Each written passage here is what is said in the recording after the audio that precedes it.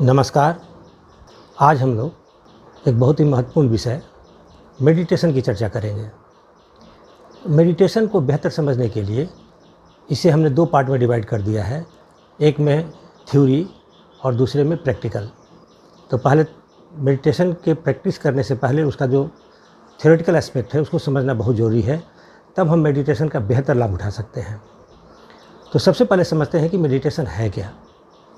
Concentration के video में मैंने आपको बताया था कि मन को किसी एक बिंदु पर केंद्रित करना ही कंसंट्रेशन है, एकाग्रता है। One pointedness of mind is called concentration. मतलब एक बिंदु पर केंद्रित करना है, बाकी सभी बातों से मन को हटा देना है। जैसे अर्जुन को सिर्फ चिड़िया की आँख दिखाई दे रही थी, चिड़िया की आँख के अलावा बाकी कोई चीज़ उसको दिखाई नहीं दे रही थी, जिसके चलते अर्जुन का तीर चिड़िया की आँख पे जाके लगा जब द्रोणाचार्य ने उन लोगों की परीक्षा ली थी तब। उसी तरह से हम अपने मन को जब एक बिंदु पर केंद्रित करते हैं तो एकाग्रचित वह कंसंट्रेटेड हो जाता है, एकाग्रचित हो जाता है। लेकिन अगर मन के थॉट को हम उसी ऑब्जेक्ट या विषय के साथ कंटिन्यूअस जोड़ कर रखें, जो विषय हमारा सिलेक्शन किया हुआ हो, चुना हुआ हो, तब ये ध्यान की अवस्था हो जाती है। यानी कंसंट्रेशन से जब हमारा डेवलपमेंट होता है, हम कंसंट्रेशन से ऊपर बढ़ते हैं, तब वो मेडिटेशन की स्थिति होती है। और मेडिटेशन में मन के चिंतन को, थॉट प्रोसेस को हम एक सब्जेक्ट के साथ जोड़ कर रखते हैं बहुत देर तक कंटिन्यूअस। अगर हमारा थॉट प्रोसेस एक ही विषय वस्तु से कनेक्टेड रहे और वो विषय वस्तु हमारा सिलेक्शन हो, तो ये ध्यान की स्थिति होती है। और जब व्यक्ति ध्यान की स्थिति में होता है, तब उन ज्ञान के नए नए आयाम, नॉलेज के अलग अलग क्षेत्रों में नॉलेज को बहुत ऊंचाई पर पहुंचा देता है। एग्जाम्पल, जब मनुष्य ध्यान की उच्च अवस्था में होता है, जैसा कि तेंदुलकर के स्पीच को याद कीजिए, वे 10 मिनट जब सचिन छा गए के अंतर्गत मैंने एक्सप्लेन किया था, तो उन्होंने कहा था कि जब व्यक्ति ध्यान की उच्च अवस्था में होता है, एक क्रिकेटर जब ध्यान की उच्च अवस्था में होता है तो उसे ये नहीं दिखाई पड़ती है कि bowler over the wicket bowling कर रहा है या राउंड द विकेट बॉलिंग कर रहा है। तब सिर्फ गेंद दिखाई पड़ती है और बाकी काम अचेतन दिमाग कर देता है। जब व्यक्ति ध्यान की उच्च अवस्था में होता है तो गुरुत्वाकर्षण के नियम का पता लगाता है। जब व्यक्ति ध्यान की उच्च अवस्था में होता है तो मलेरिया की दवा खोजता है, E=mc² का फार्मूला देता है, या सर्वाइवल ऑफ द फिटेस्ट का सिद्धांत देता है। जितनी भी बातों की जानकारी मनुष्य को मिली है, आधुनिक मनुष्य को आज तक, ये सब किसी न किसी मन के ध्यानावस्था में जाने का परिणाम है। तो जब हम ध्यान की अवस्था में होते हैं तो ज्ञान, नॉलेज के नए नए द्वार खुल जाते हैं। और ये किसी भी क्षेत्र में हो सकता है, चाहे विज्ञान के क्षेत्र में हो या अध्यात्म के क्षेत्र में हो, खेल के क्षेत्र में हो, किसी भी क्षेत्र में अगर हो, हम ध्यान की उच्च अवस्था में पहुँचते हैं तो निरंतर तरक्की करते जाते हैं, आगे बढ़ते जाते हैं। तो मन को ध्यान की अवस्था में लाने के लिए हमें क्या क्या करना चाहिए, इसकी चर्चा करने से पहले मन का स्वभाव जानना जरूरी है। क्योंकि ध्यान की अवस्था में हम अपने मन का इस्तेमाल करते हैं और किसी भी चीज़ से काम लेने के लिए उसके बारे में जानना जरूरी होता है। एग्जाम्पल के लिए, अगर हम कार को प्रयोग में लाना चाहते हैं तो कार के बारे में हमको जानना पड़ेगा कि कार चलाने के लिए गियर क्या है, ब्रेक क्या है, क्लच क्या है, एक्सीलेटर क्या है, स्टीयरिंग क्या है, इन सभी बातों की जानकारी प्राप्त करनी पड़ेगी। और उसके बाद अभ्यास करेंगे तब हम बेहतर कार ड्राइव कर सकते हैं और उस कार को लेकर हम अपने डेस्टिनेशन तक पहुंच सकते हैं। तो मन का इस्तेमाल करना है, यहाँ पर मन को प्रयोग करना है, तो मन के बारे में जानना जरूरी है कि मन का स्वभाव क्या है, ये कैसे काम करता है। और उसके बाद मेडिटेशन के अभ्यास के द्वारा हम इस मन पर नियंत्रण पाने की कोशिश करेंगे। तो मन के स्वभाव के बारे में गीता में भी एक श्लोक में दिया हुआ है कि मन बहुत ही चंचल होता है, बहुत तेज़ गति से चलता है। मन की गति प्रकाश की गति से भी तेज़ होती है, लाइट की स्पीड से भी ज़्यादा स्पीड से हमारा मन चलता है, बहुत चंचल होता है।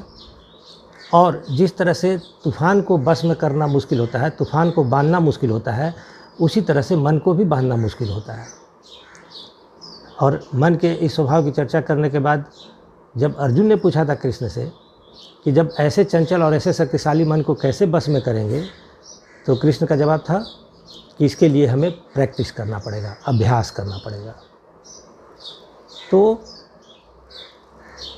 उस अभ्यास की स्थिति तक जाने के लिए मन की कुछ और विशेषताओं के बारे में हम लोग जान लेते हैं, और उन विशेषताओं की चर्चा डॉक्टर फुलगेंदा सिन्हा जी ने अपने book yoga for mental power में की है डिटेल से, और उनकी चर्चा मैं आपके सामने करता हूं। उसके बाद मन को कंट्रोल करने के लिए प्रैक्टिस की चर्चा हम करेंगे। The nature and function of the mind में उन्होंने लिखा है, the mind of every individual tries to attach itself to some object, issue, event और thought when it is active. Its involvement is with only one thing at a time, no matter how short the duration. मन जब भी active होता है तो किसी न किसी विषय, घटना, स्थान या व्यक्ति से जुड़ा हुआ रहता है, किसी मुद्दों से जुड़ा हुआ रहता है। अब ये जुड़ाव कितनी देर तक किस विषय के साथ रहेगा, इस पर व्यक्ति का कंट्रोल नहीं होता है। यहीं पर एक मनुष्य लाचार हो जाता है, एक व्यक्ति कमज़ोर पड़ जाता है, क्योंकि ये जिस विषय के साथ मन जुड़ता है वो व्यक्ति का सिलेक्शन नहीं होता है। एक गाना आप लोगों को याद होगा, जिन्हें हम भूल ना चाहें वो अक्सर याद आते हैं। मतलब हम जिस चीज़ के बारे में सोचना नहीं चाहते हैं, हमारा माइंड अक्सर उसी चीज़ से जाके अटैच हो जाता है, और यही हमारे तनाव का कारण भी बनता है। अब कितनी देर तक किस विषय के साथ जुड़ा रहेगा उस पर हमारा कंट्रोल, नियंत्रण नहीं होता है। Like a wild creature it runs, flies out and jumps from one thing to another in an unpredictable way. एक व्यक्ति से दूसरे व्यक्ति, एक विचार से दूसरे विचार पर जंप करते रहता है, और मन एक बार में एक ही विषय वस्तु के साथ जुड़ता है। मन का एक बहुत ही महत्वपूर्ण गुण है कि मन एक बार में एक ही विषय वस्तु से जुड़ता है। हालांकि मन का स्पीड इतना ज़्यादा होता है कि एक विषय से दूसरे विषय पर इतना फास्ट शिफ्ट करता है कि हम लोग को लगता है कि एट ए टाइम हम दो बातों को सोच रहे हैं, लेकिन वास्तव में मन का अटैचमेंट किसी एक विषय के साथ ही रहता है। कितनी देर रहेगा वो हमारे कंट्रोल में नहीं है, किसके साथ रहेगा वो भी हमारे कंट्रोल में नहीं रहे, लेकिन एट ए टाइम माइंड एक ही बात सोच सकता है। और जिस तरह का बात मन सोचता है, हमारे बॉडी पर उसी तरह का रिएक्शन भी होता है। एग्जाम्पल के लिए, अगर आपके मन में कोई बहुत मज़ेदार घटना घटी हो, आपको याद आ जाए आपके मन में, तो आप क्या होगा, आप क्या स्थिति होगी आपकी, आप हंस पड़ेंगे या मुस्कुराने लगेंगे।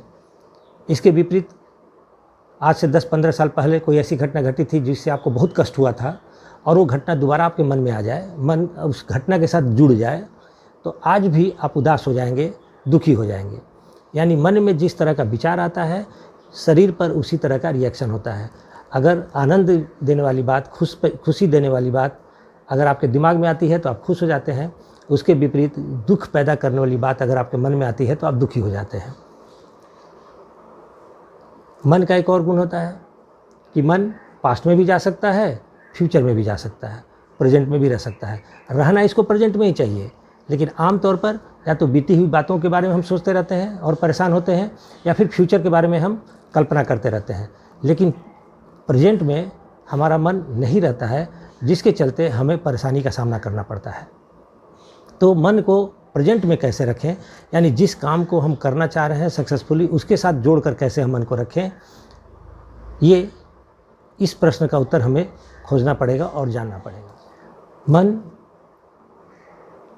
सभी ज्ञानेंद्रियों का काम कर सकता है, सभी सेंस ऑर्गन का काम कर सकता है। ये जरूरी नहीं है कि जिनके पास आँखें हैं सिर्फ वही देख सकते हैं, जिनके पास आँखें नहीं हैं वो भी देखते हैं, और रास्ता पकड़कर वो भी अपनी सभी जगह पर पहुंच जाते हैं। जिनके पास कान नहीं है, जो सुन नहीं पाते हैं, वे लोग भी वे सारे बातों को समझ लेते हैं जो दूसरे व्यक्ति उनको बताना चाहते हैं। यानी सुनने का काम वो किससे करते हैं, अपने मन से। जिनकी आंखें नहीं होते, देखने का काम किस चीज़ से करते हैं, अपने मन से। तो मन एक ऐसा पावरफुल एलिमेंट है जो सभी सेंस ऑर्गन का काम कर सकता है, और जिस सेंस ऑर्गन के साथ मन हमारा अटैच्ड होता है वही सेंस ऑर्गन काम करता है, बाकी सेंस ऑर्गन काम नहीं करता है। जैसे बहुत बार ऐसा हो सकता है कि आप रास्ते पर चल रहे हों और पीछे से कोई बार बार हॉर्न बजा रहा है, लेकिन आप सुन नहीं पाते हैं, उस वक्त ऐसा लगता है जैसे आप बहरे हो गए, क्योंकि वास्तविकता ये है कि हॉर्न बजाने के जो व्यक्ति हॉर्न बजा रहा है तो वायु हवा में एक वाइब्रेशन पैदा करता है, वो वाइब्रेशन आपके कान के पर्दे से टकरा भी रहा है, लेकिन आप नहीं सुन पा रहे हैं। क्यों? क्योंकि वहाँ से आपका माइंड एब्सेंट है।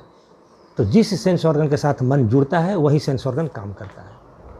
अब तक की चर्चा से ये बात तो क्लियर हो गई कि मन बहुत शक्तिशाली है, पावरफुल है, इसका स्पीड लाइट की स्पीड से भी ज़्यादा है। जिस तरह से तूफ़ान को कंट्रोल करना बहुत मुश्किल है, बहुत ही कठिन कार्य है, उसी तरह से मन को भी कंट्रोल करना बहुत कठिन कार्य है। लेकिन इस मन को कंट्रोल की ज़रूरत, मन के इस पावर, इस शक्ति का प्रयोग हम कैसे करेंगे? एक्चुअली मन के अंदर जितनी भी शक्ति है, जितनी भी ऊर्जा है, जितनी भी क्षमता है, वो 3 तरह से हम प्रयोग करते हैं। एक है अनयूज्ड, यानी हम मन की क्षमता का प्रयोग ही नहीं करते हैं। तो जो व्यक्ति मन के क्षमता का प्रयोग नहीं कर पाता है, उसका लेवल, उसका स्तर करीब करीब एनिमल के स्तर के बराबर है, क्योंकि भोजन करना, सोना, जीवन व्यतीत करना जानवर भी किसी न किसी तरह से कर ही लेते हैं। लेकिन मनुष्य जानवरों से बेहतर स्थिति में क्यों है? क्योंकि वो अपने मन का प्रयोग कर सकता है अपने डेवलपमेंट के लिए। तो मानसिक क्षमता अगर अनयूज्ड है तो हमारा जीवन स्तर जानवर के जीवन स्तर से बेहतर नहीं हो सकता, या हम बहुत अच्छा जीवन नहीं व्यतीत कर सकते। दूसरा होता है अंडर यूज्ड। इस्तेमाल तो करते हैं, लेकिन जितना चाहिए उतना हम नहीं कर पाते हैं।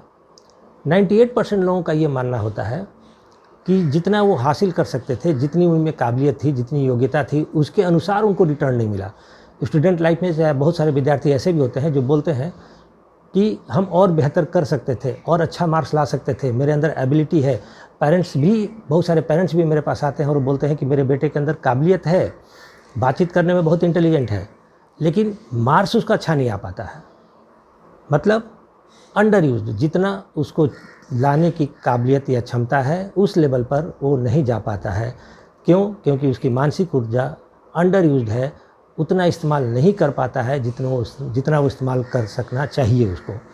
कंपटीशन की तैयारी करने वाला प्रत्येक स्टूडेंट ये समझता है कि उसके अंदर compete करने की योग्यता है, और परिश्रम भी इसलिए करता है कि compete करे, लेकिन फिर भी compete नहीं कर पाता है। compete नहीं कर पाता इस वजह से नहीं कि उसमें काबिलियत नहीं है, compete नहीं कर पाता है इस वजह से क्योंकि वो अपने मानसिक क्षमता को फोकस नहीं कर पाता है, ध्यान का लेवल उसका बहुत कम है। और जब एक बार अपने ध्यान के लेवल को बढ़ा लेता है तो आराम से compete कर सकता है। और मैंने बहुत सारे स्टूडेंट को पढ़ा कर नहीं, सिर्फ थोड़े से सोच के तरीके को बदलकर अब मैंने कंपटीशन की तैयारी करने की सलाह दी और उन्होंने compete भी किया।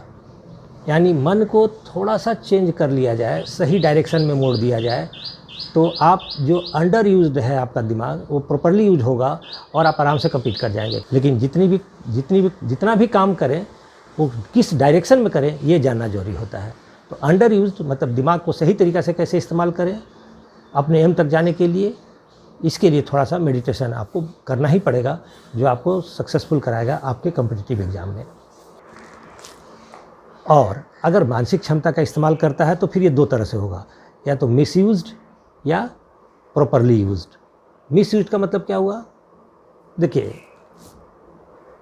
उस कंसंट्रेशन का लेवल उसका हाई, ध्यान की अवस्था में रहता है वो, लेकिन वो सही डायरेक्शन में उसका इस्तेमाल नहीं कर पाता है।